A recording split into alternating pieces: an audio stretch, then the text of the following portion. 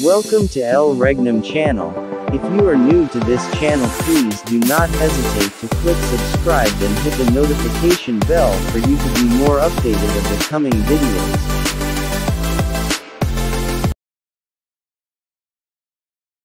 Boys, dapitan, no? Kung ako kabal din sa kwarto, sa lawak mo, siya rin Edgar Piligutom, ang regional director sa Region 2, o siya ang mumulong na ito, karoon, no? Hari, pasok, hari. Sige.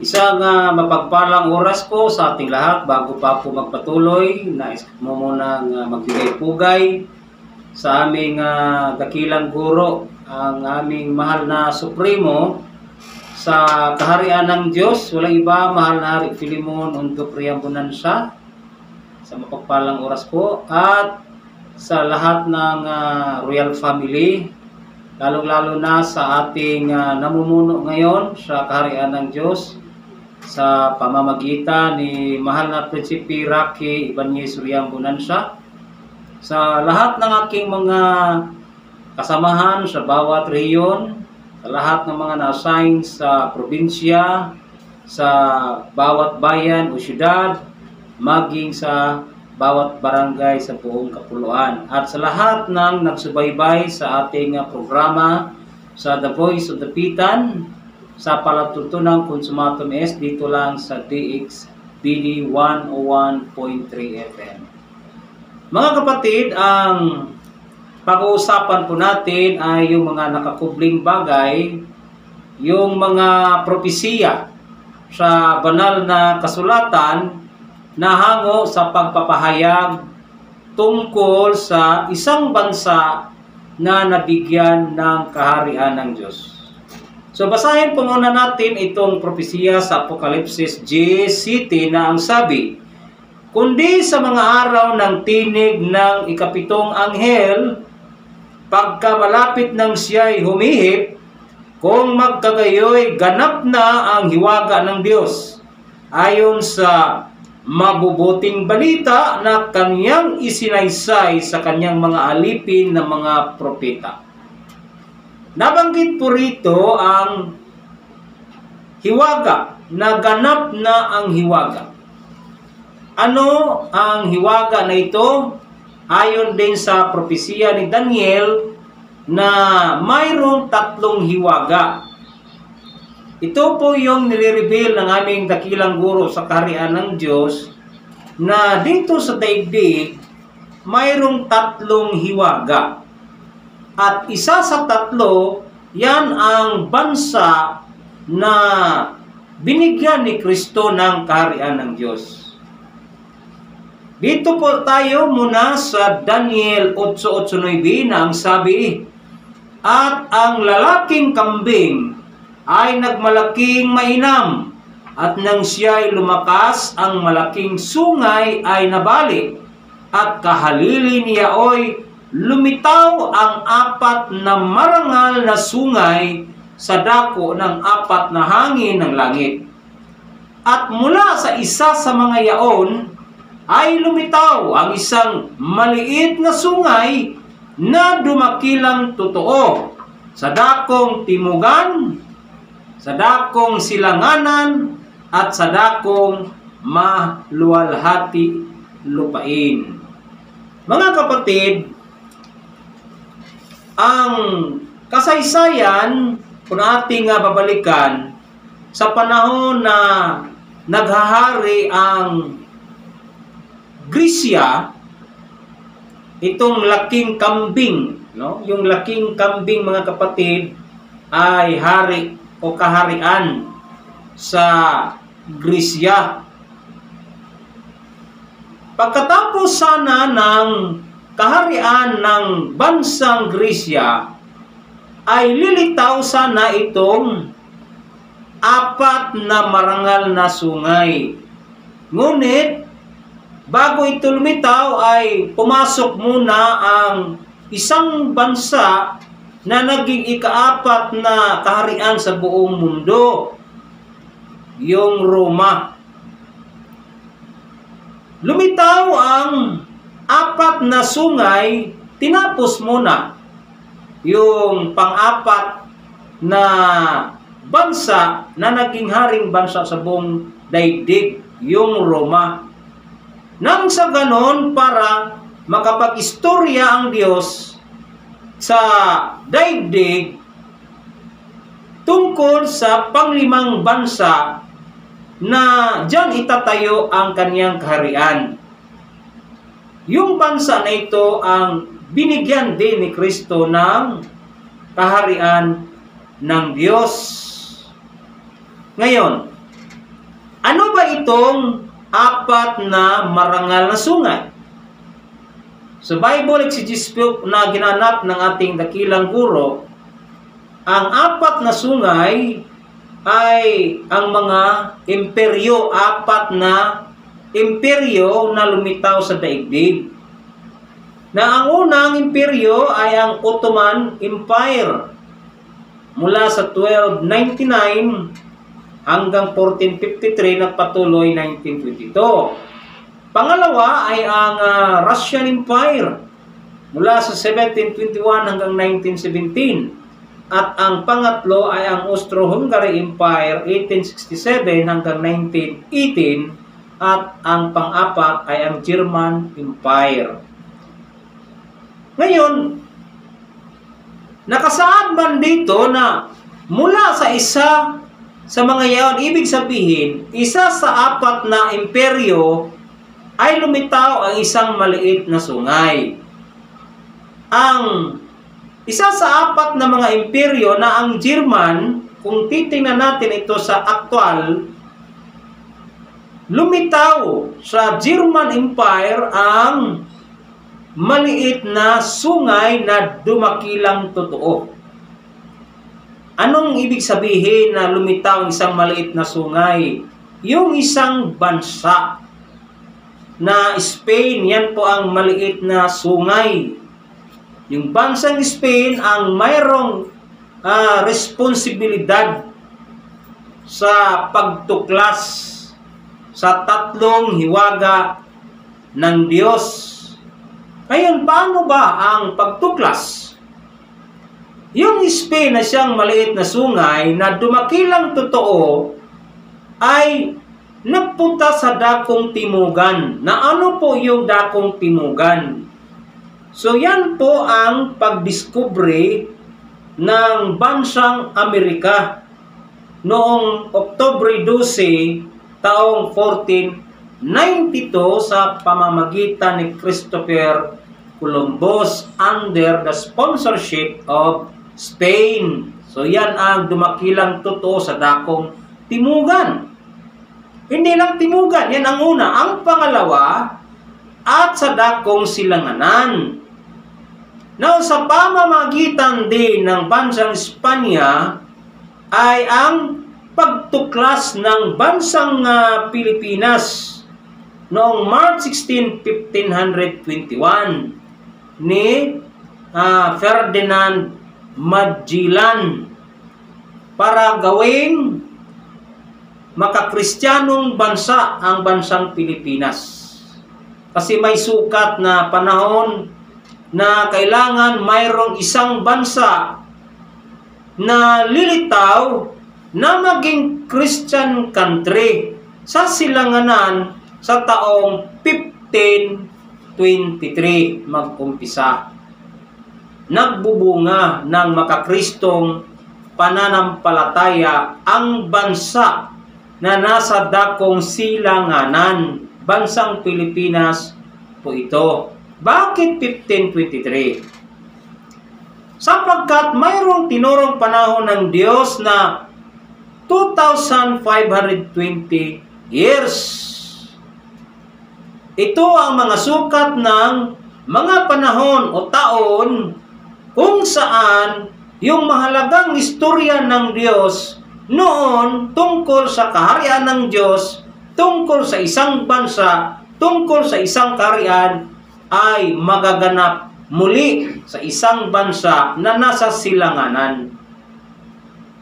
Kaya ang kasaysayan, kung balikan din natin na ang katapusan sa termino ni Haring Solomon sa pag-upo sa kaharian doon sa Jerusalem, ay naganap noong negative 997 BC. Pag isubtract po natin yan sa tinurong panahon ng Diyos na 2,520 years minus 997, ang sagot po ay taon 1523. Kaya nagmadali ang Diyos na matuklas ang bansang nakalaan sa dakong silanganan na isa sa mga tatlong hiwaga para magbubunga ng makakristong pananampalataya sa taong 1523. Kaya nadiskubre 1521. Yan po ang pangalawang hiwaga. Ang pangatlo na yung pangatlo nito sa hiwaga ay sa dakong maluwalhating lupain. Yan po ang pagdiskubre ng buwan. Noong July 20, 1969. Na kung titinan natin, ang gumanap ay yung Amerika. Pero sa tao na tumuklas ng buwan, si Neil Armstrong, ay hindi po yan American by descent, German by descent. Kaya yung kanyang magulang ay Mexican, Spanish, Mexican. Kaya totoo na mula sa Espanya ang may malaking responsibilidad sa pagtuklas ng tatlong hiwaga ay Germany o German Empire. So, merong kaugnayan ang Germany sa pagtuklas sa Amerika. Mayroong kaugnayan ang Germany sa pagtuklas sa Pilipinas. Mayroong kaugnayan ang Germany sa pagtuklas sa buwan sapagkat yung nag-imbento ng rocket ay si Wernher von Braun, isang German scientist. Kasi yung Spain ay underman sa German Empire. Kaya ganap na po ang tatlong hiwaga. Ngayon, sa tatlong hiwaga, dalawa dito ay bansa. Uulitin ko, bansang Amerika na nasa timugan at bansang Pilipinas na nasa silanganan. Hindi man sa timugan magpaluwalhati ang Diyos, mga kapatid.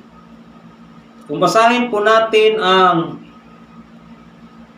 sulat ni Propeta Isaias na kung saan siya magpaluwalhati ay hindi po doon sa timugan, na ang Diyos sa Israel ay magpaluwalhati sa silanganan, mga pulo ng dagat. Na luwalhatiin ang Diyos sa Israel doon na sa silanganan sa mga pulo ng dagat. Kaya malinaw na ang pagtuklas sa Pilipinas ay hindi po coincidence. Ang pagtuklas sa bansa natin ay matagal na po itong nakasaad sa propesiya. At sino ang nagpapahayag nito?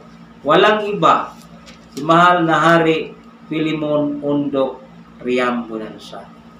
Sa pamamagitan ng kaniyang Bible exegesis, siya yung nagpapahayag ng mga lihim.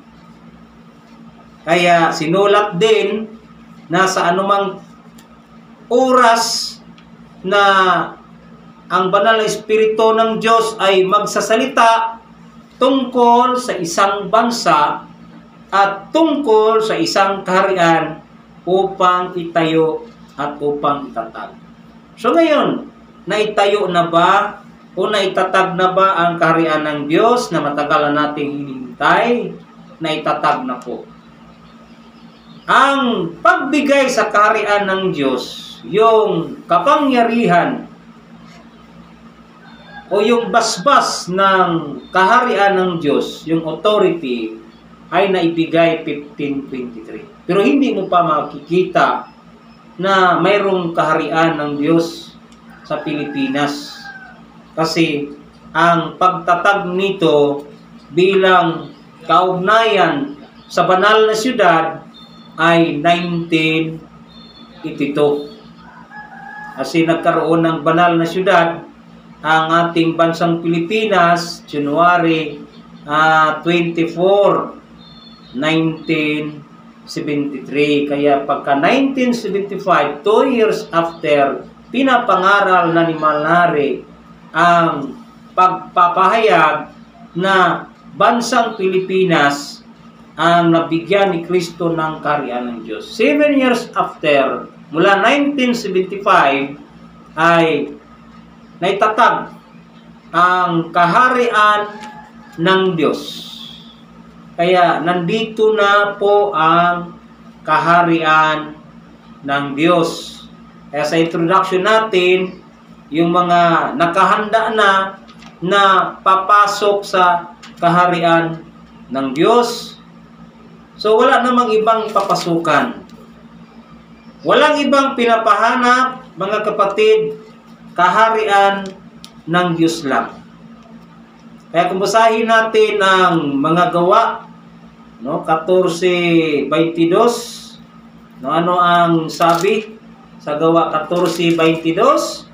Na pinatitibay ang mga kaluluwa ng mga alagad at inaaralan sila na magsipanatili sa pananampalataya at sa pamamagitan ng maraming mga kapighatian ay kinakailangang magsipasok tayo sa kaharian ng Diyos. Na very necessary, kinakailangan magsipasok tayo sa kaharian ng Diyos. Ito po yung nakikita ni Juan, yung pagdating ng kaharian ng Diyos. Kung hanap po natin ay kaligtasan, siyempre, wala namang hindi naghahanap ng kaligtasan. Kaya ito yung nakikita ni Juan. Nasabi niya, at narinig ko ang isang malakas na tinig sa langit. Bakit malakas na tinig? Kasi sa actual po nito ay mayroong malakas na tinig sa pamamagitan ng radio program tulad sa kaganapan natin ngayon dito sa The Voice of the Titan. Radio program po yung malakas na tinig sa langit na nagsasabi, ngayon dumating ang kaligtasan at ang kapangyarihan at ang kaharian ng ating Diyos at ang kapamahalaan ng kaniyang Kristo, sapagkat inihagis na ang tagapagsumbong sa ating mga kapatid na siyang kanila'y nagsusumbong sa harapan ng ating Diyos araw at gabi. Na sino man yung ihahagis ng mga tagapagsumbong? Yan po ang mga ngaral na hindi nangaral ng buong katotohanan. Yung mga tagapagsumbong sila, ito'y sumasagisag na sila'y tagapagsumbong. Yung mga nagbabasa din ng banal na kasulatan, inaaral nila na ang kaharian ng Diyos ay wala dito sa daigdig. So, yun ang mga tagapagsumbong. Ang kaharian ng Diyos ay sa kanila doon sa kalawakan. Pero ang totoo, ayon sa aral ni Kristo, na ang kaharian ng Diyos ay ibinigay sa isang bansa na nakakabunga. So walang ibang bansa na pinapatunayan ng aming dakilang guro ay ang kaharian ng Diyos lang. Ngayon, since nandito na po ang kaharian ng Diyos, so balikan po natin ang sinabi ni Kristo noon na ang sino mang hindi ipanganak muli sa Espiritu ay hindi makapasok sa kaharian ng Diyos. Basahin po natin ito. Sumagot si Jesus at sa kanya ay sinabi, katotohanan, katotohanan sinasabi ko sa iyo, maliban na ang tao'y ipanganak na muli, ay hindi siya makakita ng kaharian ng Diyos. Kondisyon po ito, na pag hindi ipanganak muli, ay hindi siya makakita ng kaharian ng Diyos. Sinabi po ito niya kay Nicodemos. Pero anong sinabi ni Nicodemo?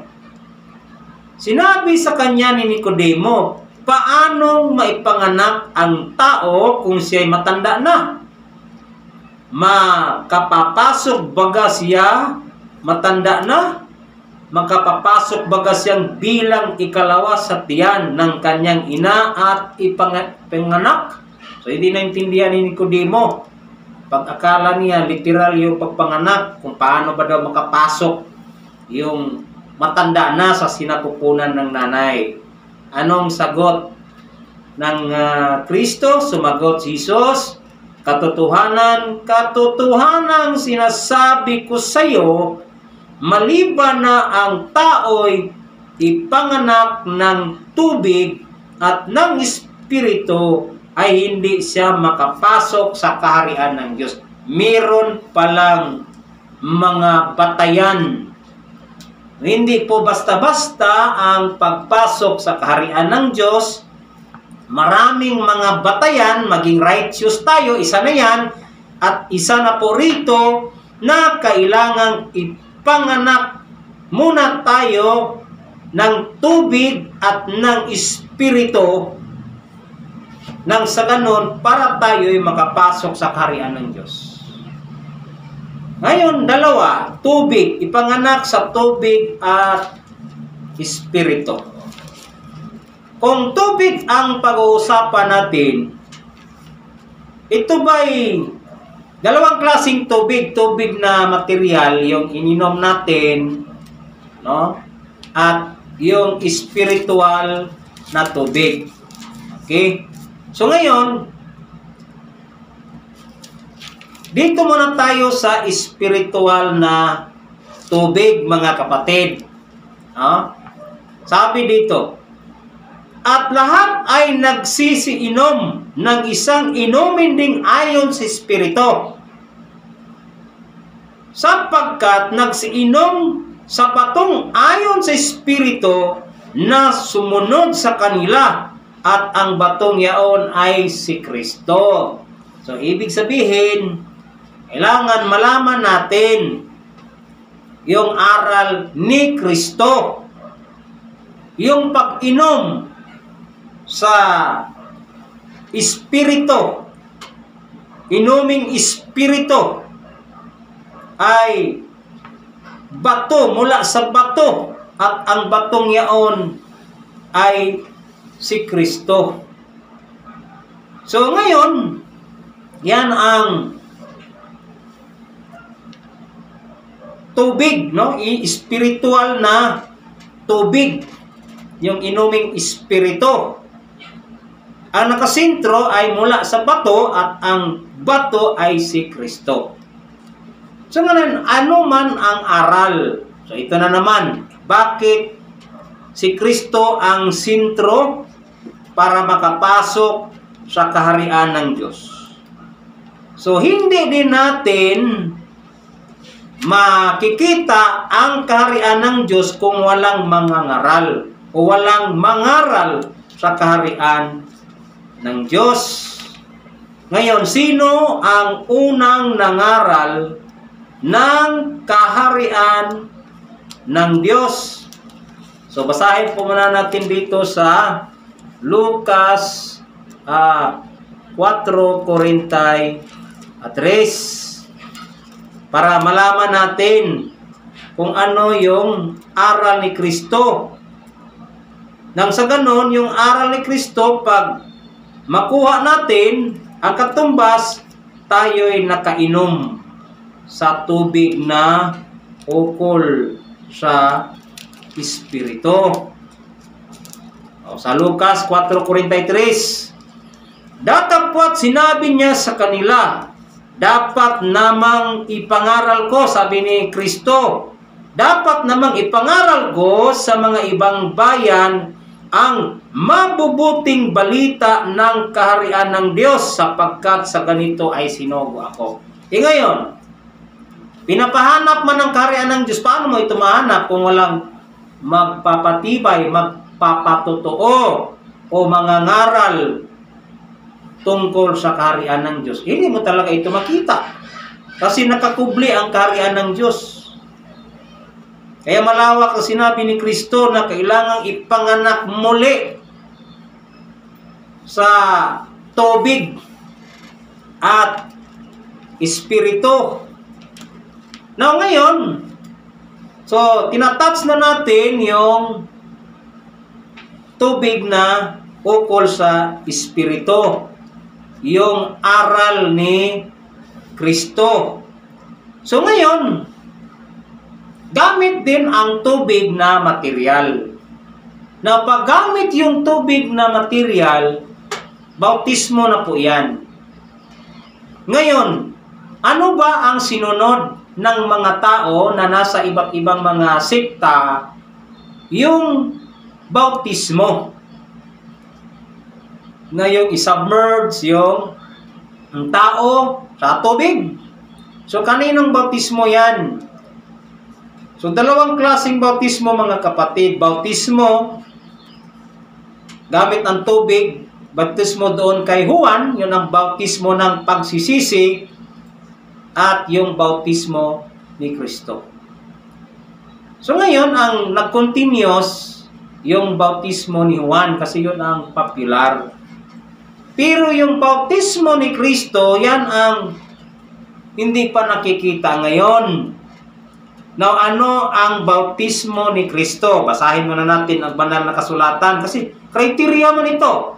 Hindi tayo makapasok sa kaharian ng Diyos kung hindi tayo ipanganak sa tubig at espiritu. Kaya doon muna tayo sa tubig.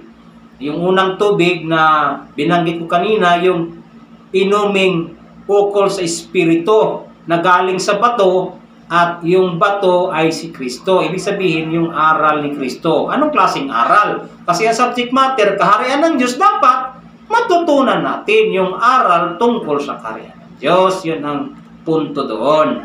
Ngayon, kung gamit naman yung tubig na material element, so ano yung, paano niya isinagsagawa? Dito sa Juan 13, 4 hanggang 9 o 8. At nagtindig sa paghapon at itinabi ang kaniyang mga damit at siya'y kumuha ng isang tuwalya at ibinigkis sa kanyang sarili. Nang magkagayoy nagsalin ng tubig sa kamaw at pinasimulang hugasan ang mga paa ng mga alagad at kinukuskos ng tuwalya na sa kanya'y nakabigkis. Sa gayoy lumapit siya kay Simon Pedro. Sinabi niya sa kanya, Panginoon, hugasan mo baga ang aking mga paa? Naintindihan na kaagad ni Pedro. Aba, ganito yung ginawa ng Panginoong Kristo. Ay, paghuhugas ng paa. Kaya naitanong niya, Panginoon, hugasan mo baga ang aking mga paa? Sumagot si Jesus at sa kanya'y sinabi, ang ginagawa ko'y hindi mo nalalaman ngayon, datapwat maunawaan mo pagkatapos. Sinabi sa kanya ni Pedro, huwag mong hugasan ang aking mga paa kailanman. So ayaw ni Pedro magpahugas ng paa. Ano naman ang sagot ni Kristo? Sinagot siya ni Jesus, kung hindi kita huhugasan, ay hindi ka magkakaroon ng bahagi sa akin. Ayan. So, yung tubig, yung paggawa ni Kristo, may bautismo na gamit ang tubig. Sa tulad ba ni Juan Bautista, gumamit siya ng tubig na element. Ngayon, Si Kristo din ay gumamit ng tubig. Paano tayo magkaroon ng bahagi? Sa kay Kristo dapat ay maghugas. Hindi pa man yan ginawa ng mga tao ngayon, yung paghugas sa paa. Sinabi sa kanya ni Pedro, Panginoon, hindi ang aking mga paa lamang, kundi pati ang aking mga kamay at ang aking ulo. Umirit pa si Pedro, na wag lang paa, Panginoon. Pati kamay, no? Pati ulo. Pero anong sabi ni Kristo? Ang napaliguan na ay walang kailangang hugasan maliban ang kanyang mga paa. Yan, mga paa lang. So yan ang procedure. Kaya sabi niya, kaya't nang maghugas, sabi niya, kaya nang mahugasan niya ang kanilang mga paa at makuha ang kaniyang mga damit at muling naupo, ay sinabi niya sa kanila, nalalaman baga ninyo kung ano ang ginagawa ko sa inyo? Yan. Kasi ang diwa noon, paano tayo magkaroon ng bahagi kay Kristo. Now, paano ba maging bahagi kay Kristo? Si Kristo ay ulo sa iglesia. Yung iglesia, yung katawan ng Kristo. Kaya yun ang maging bahagi, tunay tayong bahagi ng kaniyang katawan. Kasi siya ang ulo ng katawan. So, paano maging bahagi? Tingnan mo, yung mga sikta ngayon, so, hindi pa nila nakikita kung ano yung bautismo ni Kristo na hugas sa mga paa para magkaroon tayo ng bahagi kay Kristo. So ngayon, dito naman tayo sa espiritu na kailangang isilang tayo sa espiritu. O tapos na yung tubig, bautismo. At kailangan, maliban sa bautismo, magkaroon muna tayo ng aral tungkol sa kaharian ng Diyos. Kasi yan ang pangangaral ni Kristo. Ngayon, ano naman ang isilang sa espiritu? So sabi dito sa Juan din, ang espiritu nga ang bumubuhay. Sa laman ay walang anumang pinakikinabang. Ang mga salitang sinalita ko sa inyo ay pawang espiritu at pawang buhay. Ayan na. No? Pawang buhay. So ngayon, mayroong nakasulat na ang dugo at laman. Sa Korinto, ang dugo at laman ay hindi makapasok sa kaharian ng Diyos. So, iniintindi nila ng iba na itong katawan natin kasi mayroong dugo, mayroong laman, ay hindi tayo makapasok sa kaharian ng Diyos. Dapat maging espiritu tayo. Ibig sabihin, wala ng katawan napapasok sa kaharian ng Diyos. Kasi nais din natin na espiritu lang ang makapasok sa kaharian ng Diyos. Ngayon, speaking of laman, dalawang klaseng laman mga kapatid. May laman na, sa dalawang klaseng laman, ano yung laman na pwedeng makapasok sa kaharian ng Diyos? Yung laman na nauukol sa lupa o yung laman na nauukol sa langit? No? Sabi niya na mayroong laman na nauukol sa lupa at mayroong laman na nauukol sa langit. Dito sa 1 Corinto 15, 40, mayroon namang mga katawang ukol sa langit. Tingnan mo, may mga katawan. Ibig sabihin, mayroong laman. May katawan eh. At mga katawang ukol sa lupa, o dalawang klaseng katawan, ukol sa langit at ukol sa lupa. Datapot iba ang kaluwalhatian ng ukol sa langit at iba ang kaluwalhatian ng ukol sa lupa. Yung pagsilang sa tubig at espiritu, yun po ang pagbago ng kalagayan ng ating katawan, na tayo ay hindi na ukol sa lupa. Na tayo ay katawan na maging ukol sa langit.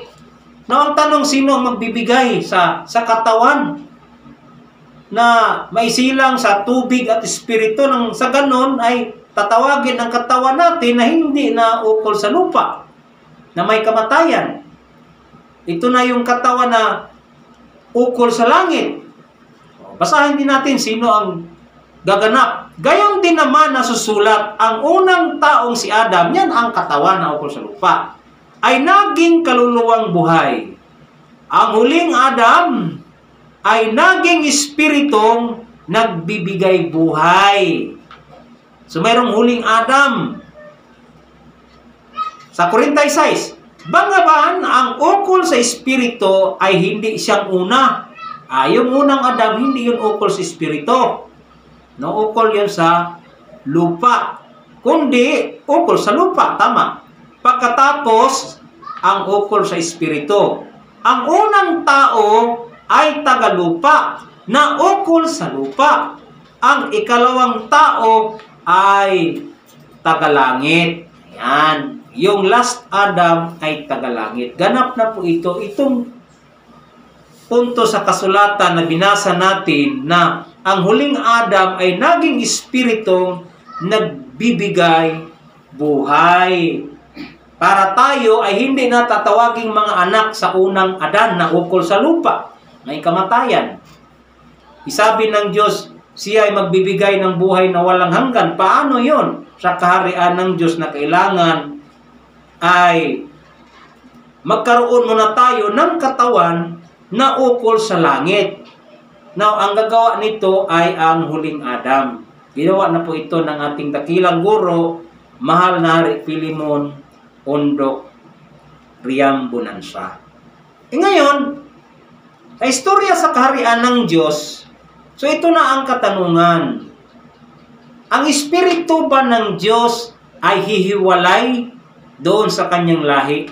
Ibig sabihin, from a father to a son until to the next generation.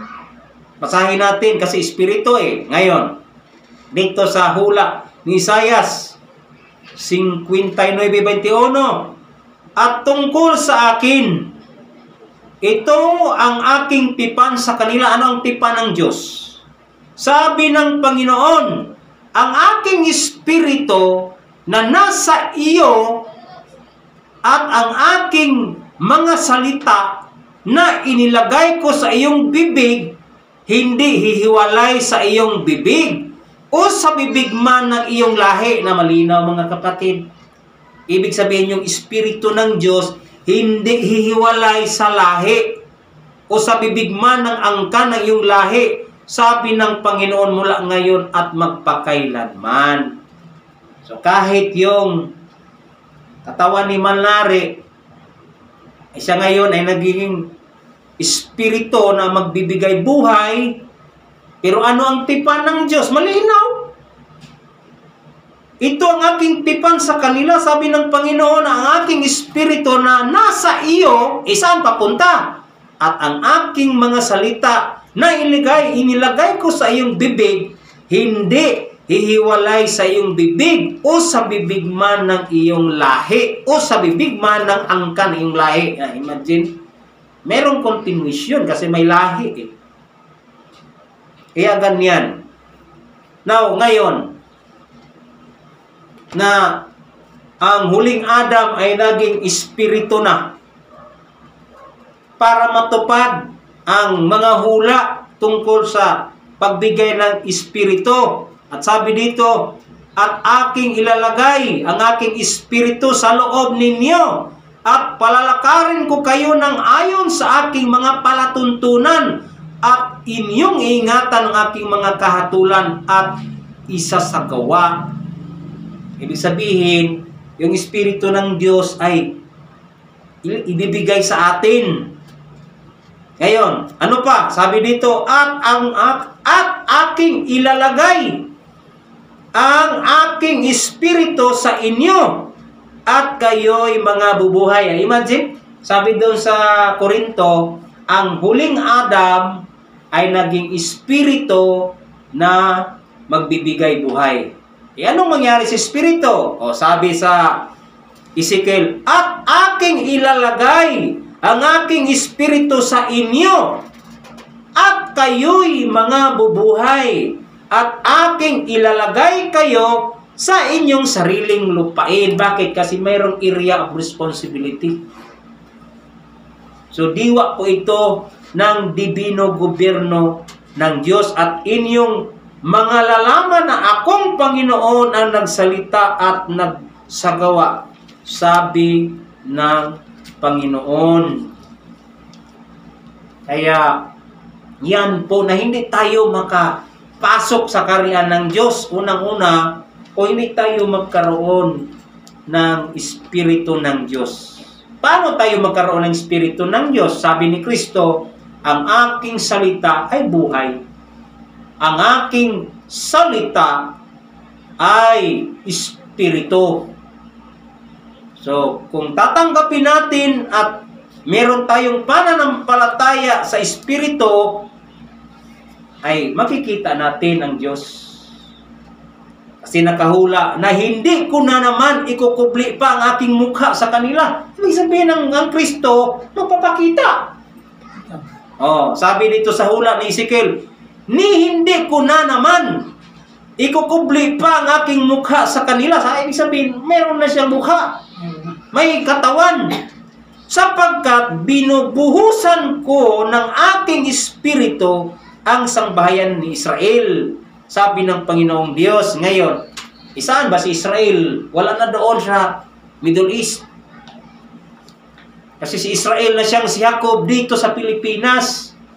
Yung mga lahi ni Jacob, yun ang bubuhusan ng kaniyang Espiritu.